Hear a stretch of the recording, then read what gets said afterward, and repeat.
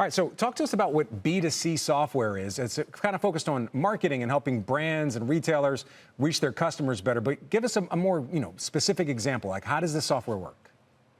Yeah, sure. So at Klaviyo, we build software for businesses to connect with the thousands, millions, hundreds of millions of consumers that they have. So great brands like Mattel, Glossier, Away Travel, international brands like Castor, the fastest growing sportswear brand in the UK. And it's interesting. So take sportswear. I'm going out. I'm going to play some tennis or some golf or going out for a hike, and I'm looking for what's that perfect product, or shirt to wear. With AI, what we're building is the intelligence layer so that every message you get from that brand, or when you visit that website and you want to maybe chat and understand, hey, what products are right for me, we provide that technology to over 160,000 businesses around the world. Let's talk about adoption. You actually also recently launched an AI agent. How many companies or what percentage of retailers out there just roughly are adopting this kind of technology? And what's the real goal? Is it customer retention? Is it growing revenue? I mean, is it reducing returns? I mean, what's the end game when you're using this kind of software? Yeah, there's a huge shift happening in what we've traditionally thought of as customer service.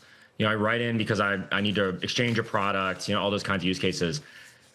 Our belief is that every time you open your phone, you open an app, you visit a mobile site, you even walk into a store, in the future, there's going to be an AI agent from that brand that's your personal concierge, your personal advice, hey, what products to try. I'll give you an example.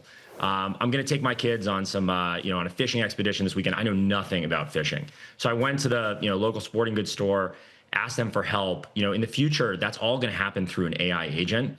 And that's what we've launched. And what's great about this is we tend to think about service as, kind of cost deflection. How do I solve this problem when somebody has an issue? I think in the future, it's going to be giving us advice. So I was asking things like, hey, what's a good, fishing pole to get for a 7-year-old? All those kinds of questions now are going to be answered by businesses. And it's not just going to be for cost reduction. It's actually going to be revenue driving.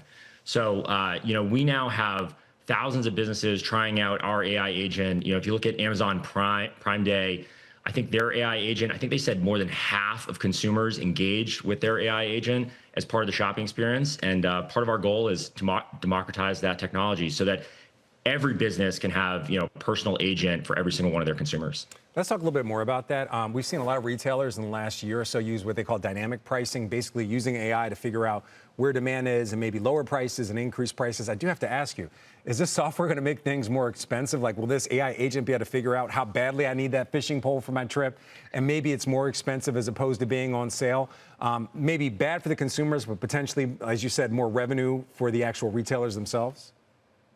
Yeah, not so much dynamic pricing, but what we found is that what people love about AI agents is they can discover products, especially with businesses that have deeper catalogs.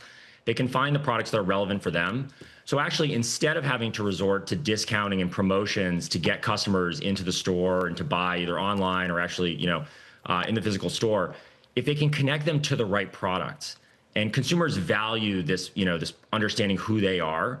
When we polled consumers, I think 60 or 70% have said, hey, they're willing to spend more with brands that know who they are. So actually, we look at AI as a way to personalize the experience, actually produce more value, which reduces the need for discounting.